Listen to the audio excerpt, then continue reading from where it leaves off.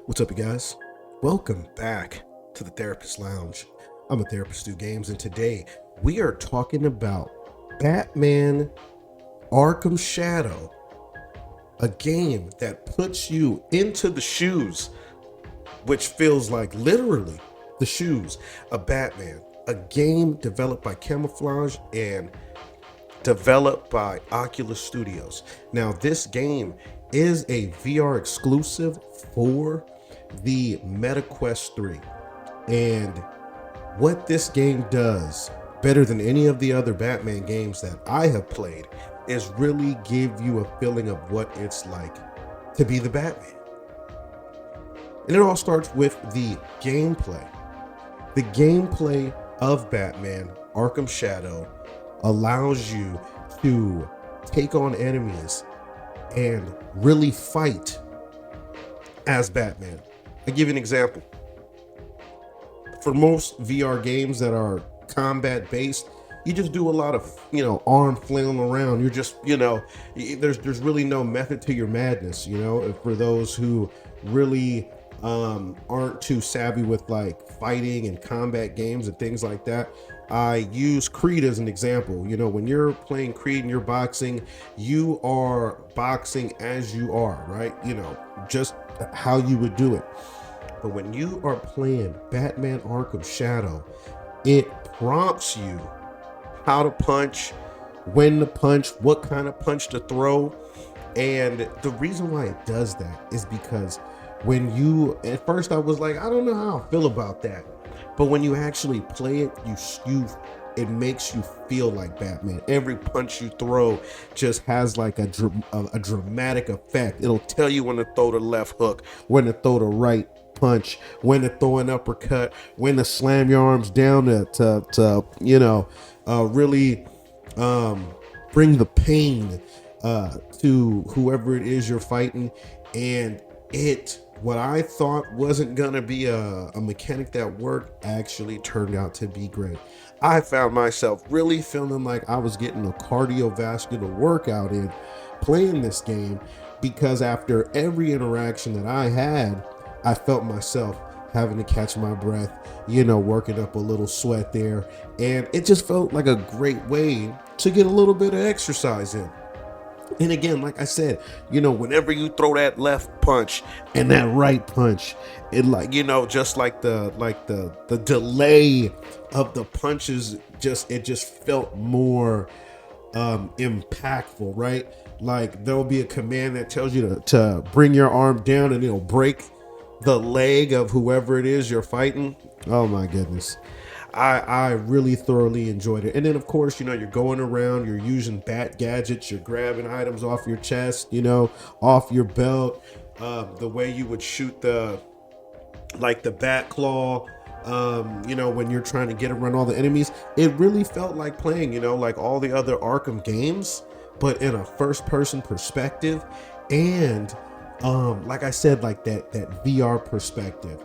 And so if I had to rate the combat, I would give the combat seriously 9 out of 10. I don't even know why I'm not giving it a full 10. Maybe because if you give it a 9, that means there's room for improvement. But I thought they did a really great job. Like I said, when you control the bat gadgets and the way you attack as Batman, you really feel like Batman. And now let's talk about the story. The story, and spoiler alert, but the story was actually really well done. We've come across all these characters and all the other Batman Arkham games and stuff, and I was wondering, okay, what's going to be different about this? And so as somebody who, and maybe this is a new character, I don't know, you guys let me know in the comments, but this game centers around the Rat King. And I never really knew much about the Rat King before, and again, I don't know if this is a new character or it's an older character, but it was refreshing for me, because I'm like, okay, who is this Rat King guy, right? And so throughout the game, we're trying to find out who the Rat King is. Batman decides to go undercover, and he gets himself, he goes undercover, he dresses up as this guy named Matches Malone, and he allows himself to get arrested and sent to Blackgate. And so for me, it was a very refreshing take because, we spent all this time in like Arkham Asylum and Arkham City, and now we're spending the time in this game in Blackgate, right? So now, as the story progresses, you're switching back and forth from Batman to Matches Malone. Matches Malone is just the regular prisoner, and then when he goes to bed at night, you take over as Batman, and then you're going, you're navigating through Blackgate, doing the rest of your investigation, and then you're switching back over as Matches Malone anytime you need to do more investigating, from a prisoner level. And so, like I said, as you're going through this, you're learning about Harvey Dent. You see how he becomes Two-Face.